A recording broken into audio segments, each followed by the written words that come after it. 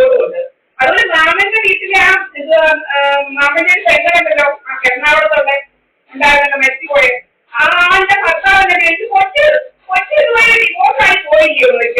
മാമന്റെ പെങ്ങള് മരിച്ചവിടെ വന്നില്ലായിരുന്നോ? മകളറിയാമോ? മരിച്ചു കൊണ്ടുവന്നത് അവിടെ അടക്കിയത് മാമന്റെ പെങ്ങളെ.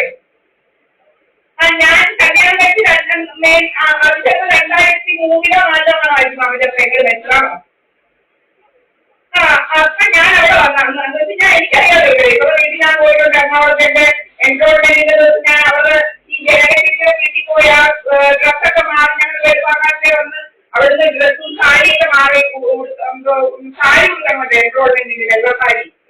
അങ്ങനെ അവിടെ ഈ ജനകത്തിന്റെ കളമശ്ശേരിയിലുള്ള വീട്ടിൽ വന്ന് ഞാന് ഒരിഞ്ചിവൻ സുരേഷൻ നമ്മൾ നെൽകോർത്താണ് ജനകത്തിന്റെ ഭർത്താവ്. ഞങ്ങളെ ഒരിഞ്ചിവൻ ഓരോ ഒന്നിയുണ്ടല്ലോ അവര് സുരേഷനായിരുന്നു ഇവിടെ ലോങ് മൂക്ക് എല്ലാം ഒരിഞ്ചിവനെ കൊണ്ട് പോകുന്നത്. അങ്ങനെ വന്ന് ഞങ്ങളെ കൊണ്ടുപോയി എൻറോൾമെന്റ് കഴിഞ്ഞ് ഈ കളമശ്ശേരി പോയ ഞങ്ങള് രാവിലെ കാപ്പി കുടിച്ചതും തുണി മാറി എറണാകുളത്ത് ടൗൺ ഹാളിൽ പോയി എൻറോൾമെന്റ് കഴിഞ്ഞ് പിന്നെ പോയി അവിടെ വക്കീലിന് ജഡ്ജിയെ അറിയാമോ? ജഡ്ജിയുടെ വീട്ടിൽ ഊണും കഴിച്ചിട്ടാണ് ഞങ്ങൾ പോരുന്നത് എൻറോൾമെന്റ് കഴിഞ്ഞ്. അപ്പം ഇവരെല്ലാം എനിക്ക് നല്ലപോലെ അറിയാം. അപ്പൊ ഈ അമ്മ മരിച്ചതുകൊണ്ട് ഞാൻ അവിടെ വന്നായിരുന്നത്. അമ്മയുടെ ഓർമ്മയുണ്ടോ? അയണമല്ലയോ അമ്മയുടെ കുടുംബ വീട്ടിൽ വന്നായിരുന്നു. നമ്മുടെ ചീരയുടെ വീട്ടില് അവിടെയൊക്കെ ഇറക്കിയത്. അപ്പൊ ഈ മാമനെല്ലാം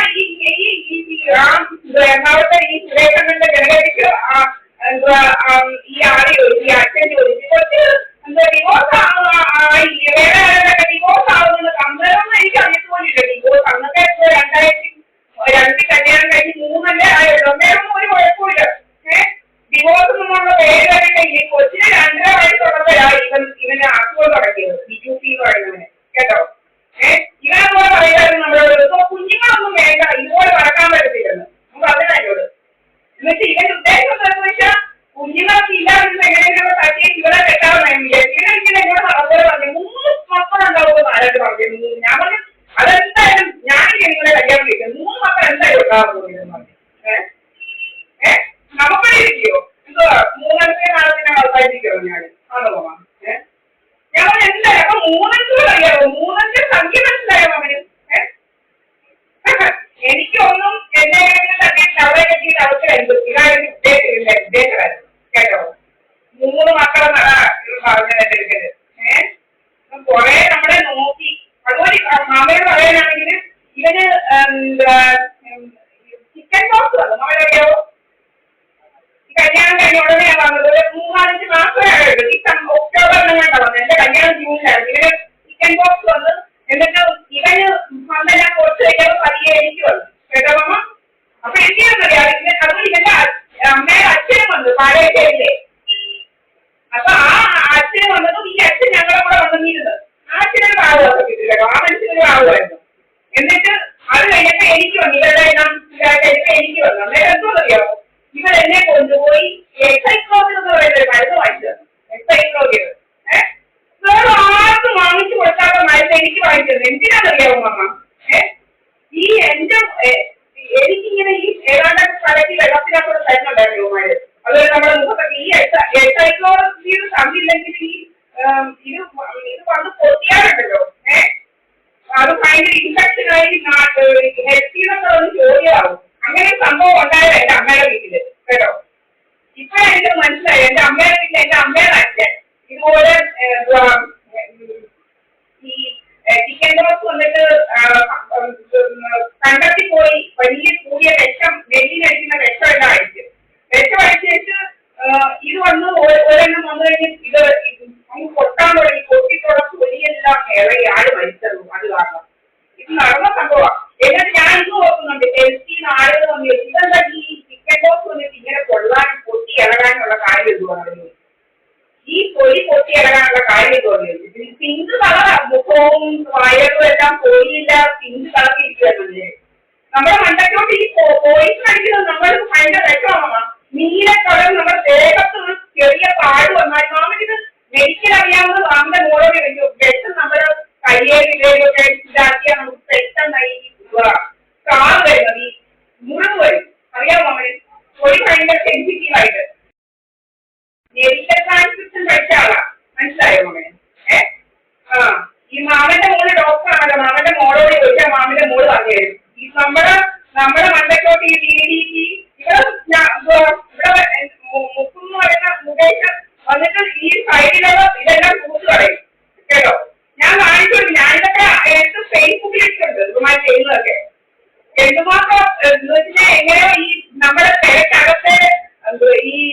എന്തുവാ വായുവിന്റെ മർദ്ദം കുറയ്ക്കുമ്പോൾ പുറത്തുനിന്ന് ഇങ്ങനെ വായു ഈ വിറകിൽ കൂടി ഇങ്ങനെ കയറും.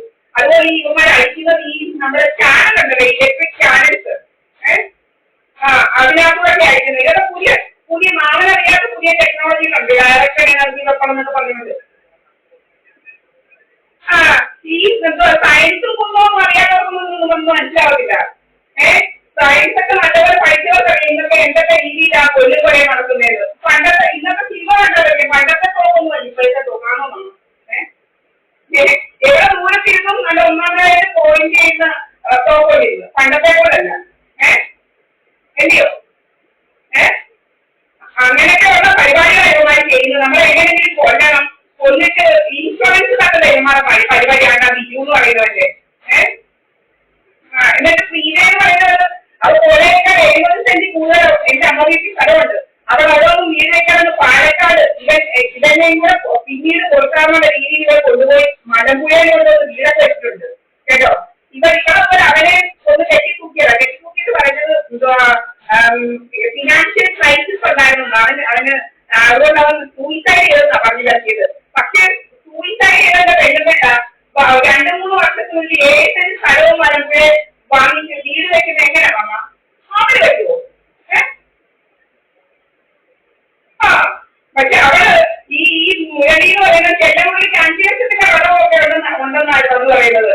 നിമിഷ നേരം കൊണ്ട് 2017 ഓഗസ്റ്റ് 28-നാവും മരിച്ചത് കേട്ടോ മാമ. മരിച്ച അവര് എങ്ങനെയാവാമ 2003-4 ആവുന്നതിന് മുമ്പ് 3-4 പോലും ആയില്ല, 2020 മുന്നേ അവൾ സ്ഥലം വാങ്ങിച്ച് 2021 മുന്നേ അവൾ വീട് വെച്ചത്. എങ്ങനെയാ മാമ? നമ്മളെ കൊണ്ട് പറ്റുന്നില്ല മാമ. അവർക്ക് നമ്മള് സഹായിക്കാൻ ഇഷ്ടംപോലെ. എന്റെ വീട്ടിൽ ഒന്നും ഇരിക്കുന്ന അമ്മയുടെ ആവിനെ കല്യാണം വെച്ച് വരുമ്പോഴേക്കും എന്റെ വീട്ടിലാണ്. പിന്നെ അറിയാമോ നമ്മള് രാജമ്മ അവരുടെ കയ്യിൽ 10 ലക്ഷം അവർക്ക് കിട്ടിയത്, 10 ലക്ഷം ഈയിടയ്ക്ക് കിട്ടിയത് നല്ലൂക്കാല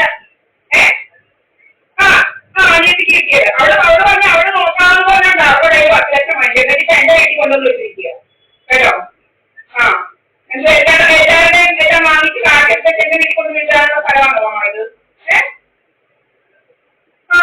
അവരങ്ങനെ എല്ലാവരെയും കാറ്റ് വാങ്ങിച്ച് തിന്നാൻ അവരുടെ പരിപാടി. എന്റെ എങ്ങനെയെങ്കിലും വക വരുത്തണമെന്നുള്ള അവർക്ക് സപ്പോർട്ടാക്കില്ല അമ്മ വീട്ടുകാർ, അച്ഛൻ വീട്ടുകാർ. കാരണം എന്റെ അച്ഛൻ വീട്ടുകാർക്കും എന്റെ സ്വത്തിനകത്ത് ഭയങ്കര നോട്ടമാണ്. അമ്മ വന്നിട്ടുണ്ടോ എന്റെ വീട്ടില്?